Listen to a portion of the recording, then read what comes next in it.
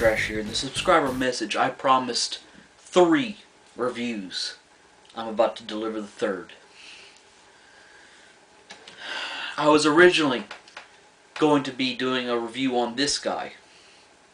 That changed. I mentioned in a video the Jolt and Crosswise video that y'all should never buy the dive bomb because of what it's based off of. I'm about to show you a review of Skywarp, which is based off of the same mold. Okay, so right here we've got Skywarp in his plane mode, and for some reason my tail fins have a lean to them. They are that the rubber plastic that Energon and Cybertron were so famous for.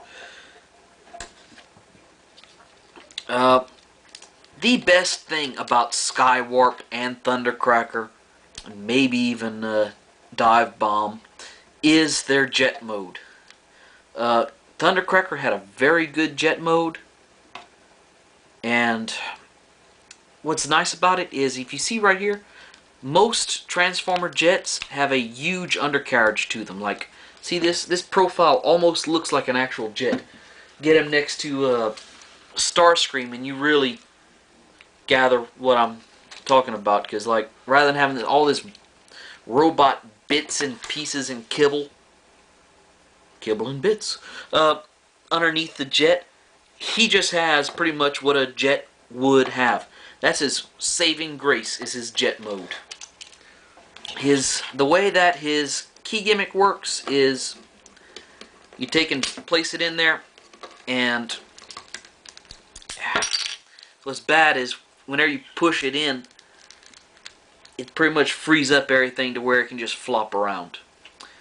Oh yeah, so anyway, I want you to check out just how massively powerful this launcher is on this missile. Check, watch. It barely even clears high enough for it to fall out.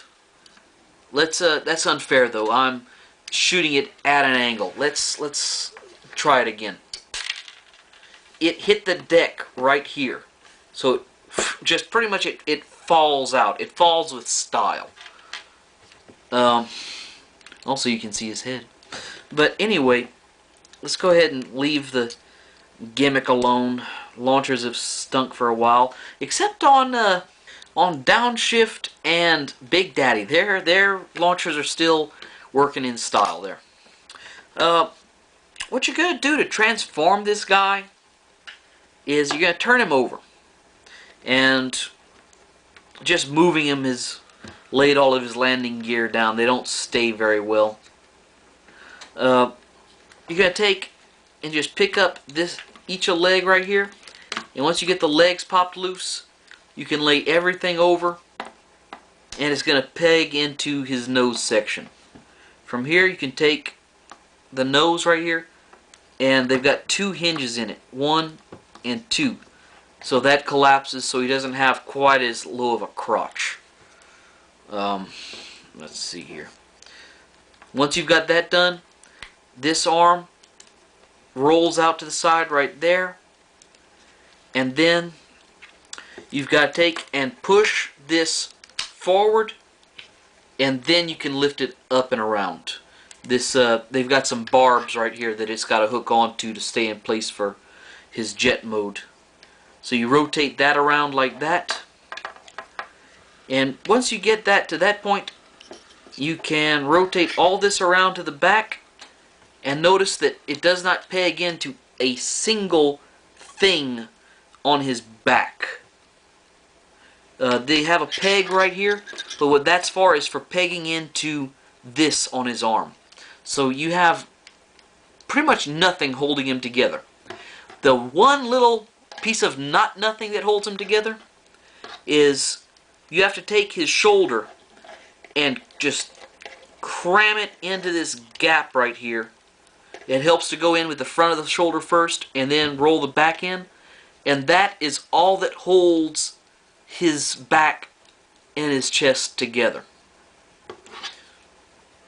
open up this panel, and you can roll his fist out. It's nice that they gave him a panel for that. A lot of better deluxes in this line didn't even have that. But you notice he can't stand on these things. So what you do is you open up his the sides of his shins, rotate his little bitty feet out, and open them up. Take and do the same thing on the other side. And I just want to point this out also. Even though it does look fairly decent, and it does not hinder his knee posability very much, he can still get almost, I guess, 80 degrees in his knees. The backpack, the jet, doesn't change at all. No change in the wings, no change in the tail section, nothing. But, so there you have him with his, I'm trying to think of a good name for his gun. Usually I call something, the whatever of doom.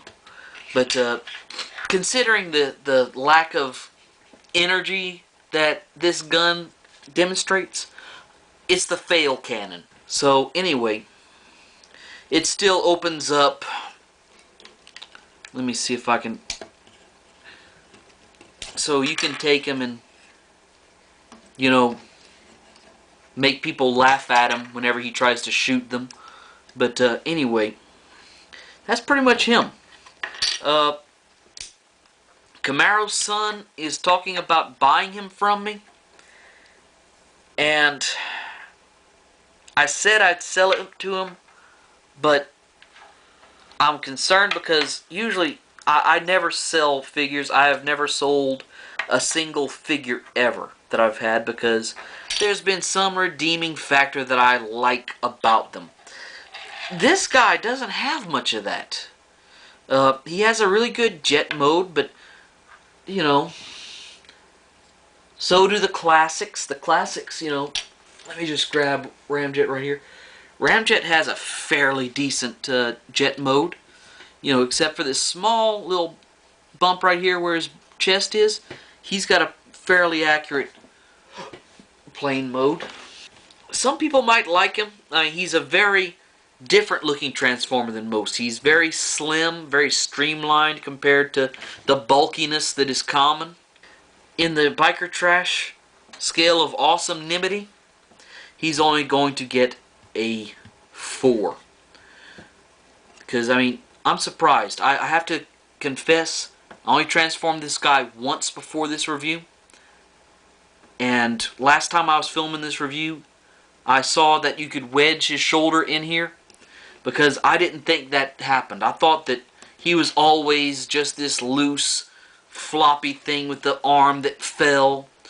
But now that I realize you can wedge that in there, and that fixes it, it's kind of like whenever I found out you could keep Suctimus's upper body from spinning. Not quite as much of a wow moment, but I do have a slight bit of respect for this figure now. So, Camaro's son, we're going to have to talk about that. Anyway, y'all have a good day.